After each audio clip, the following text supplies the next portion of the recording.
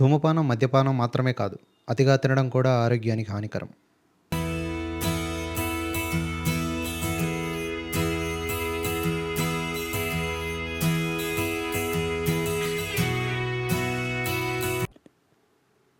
ప్రతిసారి చూపించే మ్యారినేషన్ ప్రాసెసే కదా! సో, ఈసారి డిఫరెంట్‌గా ఒక స్టోరీ చెప్తాను. విని ఎలా ఉందో కమెంట్స్‌లో చెప్పండి.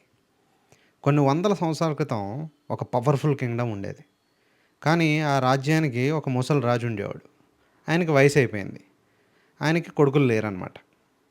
ఆయన తర్వాత కింగ్‌డమ్‌ని ఎవరు లీడ్ చేయాలన్నది ఒక పెద్ద బిగ్గెస్ట్ క్వెషన్ రాజ్యంలో ఉన్న వాళ్ళందరికీ. అది తెలుసుకున్న రాజు ఆ రోజు తన దగ్గరున్న ముగ్గురు బెస్ట్ కమాండర్స్‌ని పిలిచాడు.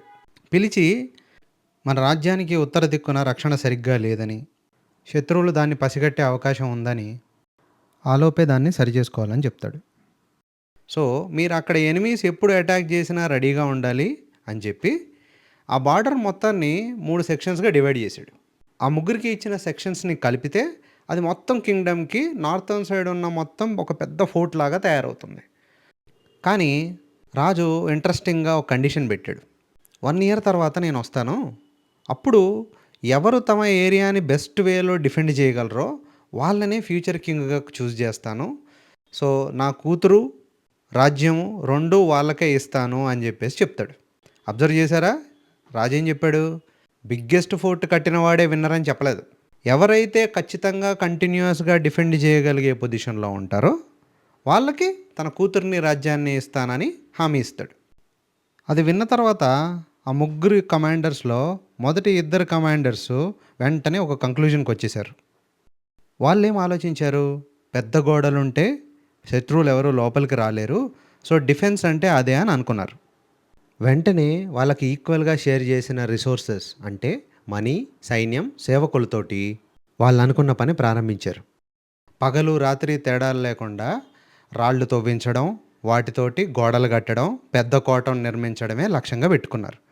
ఎవరి కోట పెద్దగా ఉంటే వాళ్ళకే రాజు వాళ్ళ కూతుర్ని, రాజ్యాన్ని ఇస్తాడు అని, పక్కవాడి కంటే నా సెక్షన్‌లో నిర్మించిన గోడలు పెద్దగా ఉండాలి, నా గోడలు స్ట్రాంగ్‌గా కనిపించాలని చెప్పి అదే పనిలో మునిగిపోయారు.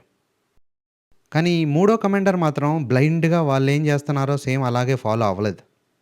వీళ్ళందరూ వెంటనే గోడలు నిర్మించడం స్టార్ట్ చేసి, కొండలు తవ్వడంతో బిజీగా ఉంటే, ఆయన మాత్రం రాజు చెప్పిన మాటల్ని మాటి మాటికి గుర్తు చేసుకుంటూ ఆలోచిస్తూ ఉన్నాడు. సో, రాజు ఏమన్నాడు? మీరు కింగ్‌డమ్‌ని డిఫెండ్ చేయాలి అన్నాడు.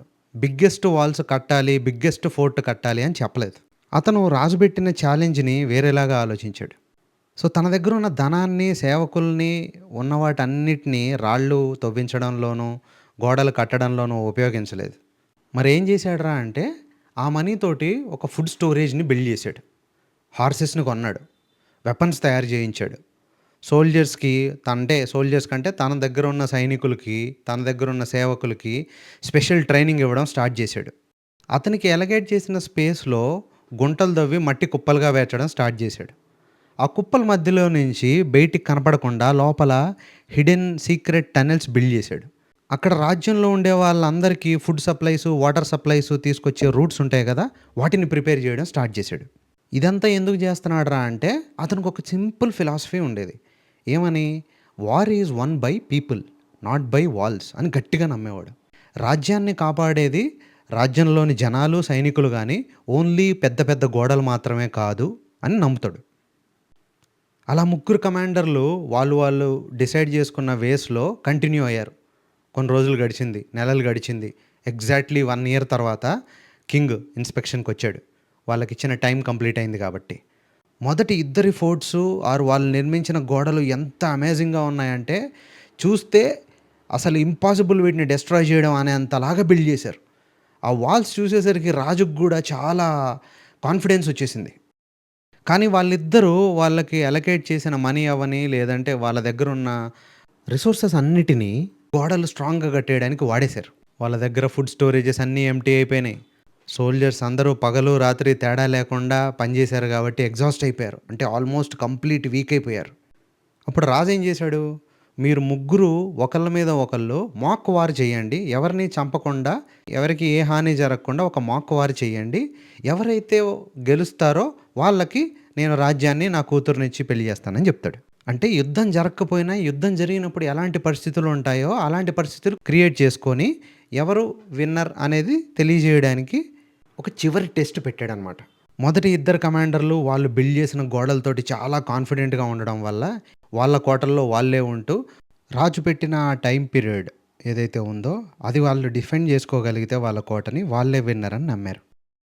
కానీ కోట కట్టకున్న వేరే స్ట్రాటజీతో ఉన్న మూడో కమాండరు, ఆ మిగతా 2 ఫోర్ట్స్‌కి సప్లై రూట్స్ ఉంటాయి గదా! వాటరు, ఫుడ్డు తీసుకెళ్ళే ప్లేసెస్ ఏవైతే ఉంటాయో, వాటిని తను ట్రైన్ చేసిన సైన్యంతోటి ఎళ్లి బ్లాక్ జేసేసాడు.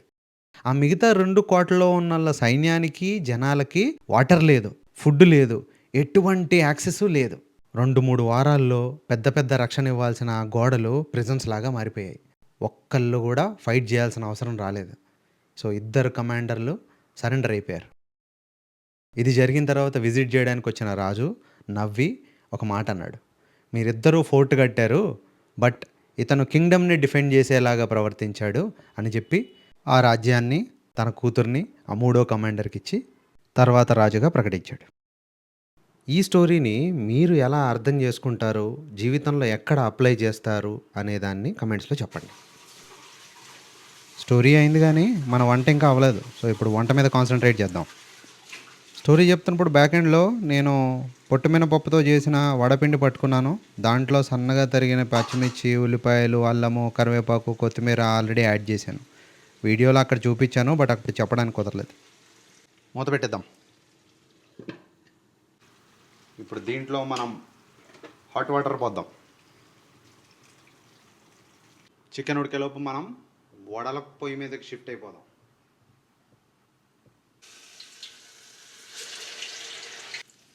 వడలకి బొక్కలు ఎందుకు ఉంటాయి ఎప్పుడన్నా అనుకున్నారా? చాలామందికి తెలిసే ఉంటుందిలేండి. నా దృష్టిలో ఈ కాగుతున్న నూనె మన లైఫ్ అన్నమాట. ఈ పిండి, దిస్ పిండి is our brain. This vada is what we want to do. మనం ఏం చేయాలనుకుంటున్నాం లైఫ్లో అనేది వడ. మన బ్రెయిన్ బాగుందని పిండిని ముద్దలాగా వేసేసామనుకోండి, వడ మంచిగా కాలదా? కాలదు కదా. సో మన లైఫ్లో వచ్చే ఛాలెంజెస్ అన్నీ కూడా ఈ నూనెలో వేగే ప్రాబ్లమ్స్ లాంటివి. సో వాటిల్లో మనం సరిగ్గా రాటు తేలాలి అంటే ఈ వడలకి మధ్యలో బొక్క ఎంత అవసరమో మన బ్రెయిన్కి కూడా ఛాలెంజెస్ అలా హెల్ప్ చేస్తాయి అన్నమాట. ఏంటి వడ ఫిలాసఫీ అనుకుంటున్నారా? ఏదో సిచ్యువేషన్ సూట్ అయిందని చెప్పేస్తున్నాం అంతే. వడలు వేసే ముందు హై ఫ్లేమ్లో పెట్టుకోండి. వేసిన తర్వాత లో టు మీడియం ఫ్లేమ్లో పెట్టుకోండి వడలు వేసేంత వరకు. లేకపోతే ముందు వేసిన వడలన్నీ మాడిపోతాయి. వడలు వేయడం అయిపోయిన తర్వాత వాటి స్టేటస్ని బట్టి అవసరమైతే మళ్ళీ మీడియం ఫ్లేమ్లో ఆర్ ఎల్స్ కొంచెం మీడియం టు హై ఫ్లేమ్లో పెట్టాల్సి వస్తుంది. అండ్ ఆయిల్ నిండా వడలు వేసేసామనుకోండి, ఉడకవు, మొత్తం ఆయిల్ గట్టిగా పీల్ చేసుకుంటాయి. సో కడాయి నిండా వడలు వేసేయకూడదు. కొంచెం ఇలా అక్కడ ఇవి వేయించడానికి ఫ్రీగా తిరిగేలాగా ఉంటే బెటర్. తొందరగా మంచిగా వేగుతాయి అన్నమాట. మన చికెన్ ఎంతవరకు వచ్చిందో చూద్దాం. వావ్, చికెన్ ఆల్మోస్ట్ ఉడికిపోయింది. కొంచెం ధనియాల పొడి, కొంచెమే గరం మసాలా. ముందు బాగా వేసాం కదా, మరీ ఎక్కువ వేసుకుంటే ఘాటైపోద్ది. కరివేపాకు ఇంకొంచెం మిగిలింది కదా, అది ఇప్పుడు వేసేసుకుందాం. కొత్తిమీర అవి డాలేంగే. రెడీ అయిపోయింది. స్టవ్ ఆఫ్ చేసేద్దాం.